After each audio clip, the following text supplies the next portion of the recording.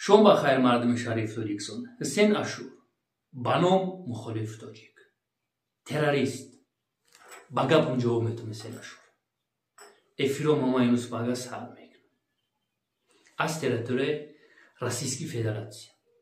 حسین اشور تو دینا روزا او کارتایی که موندگی هستی زیبربانک ما چه نمیفهمم یوروپا را دستگیری میکنید. روسیسکی فدراسیون هر روز تروریست گفتسی دیکتاتورا گفتسی.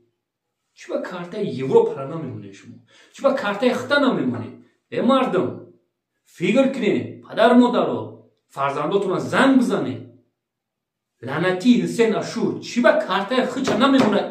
چهار آدم برای چی؟ تو دینا روزا در کارتای تی حرامی خوین حسین اشور جواب میده پدران. تو دینا روزا 141 نفر از تریتوری روسیسکی فدراسیون پول روی کاری هستن کارتای دادن. حسین بازی نکن. چی گپا که زگی هستین زیدی روسیسکی فدراسیون. من پیشنهاد کاری هستم.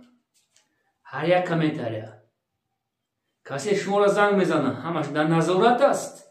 حسین اشور ای نامرد 141 نفر تو دینا این روزا شما نمیدونم یو پدر مادر دارن زن فرزند دارن شما چیکار میکنین؟ هیچ شو نکنن دپارتیشن میکنن پرژیزم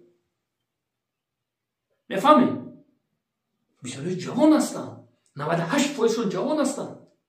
حسین ای کورمک نکی خطا بیاد روزش میشوه. من یکم تا شما را نمیبخشم. روزش میشوه حسین اشور قسم با ایمانم قسم با کنستیتوسیون جمهوری اسلامی شما جواب میدید. آیا نبروه کی هسته اینستیتوت گосударственный 20-25 سال میخونی میبروی برای این آدم زندگی میکنی. خود میدونی حسین اشور من با هر یک سخنم جواب میدم. حسین اشور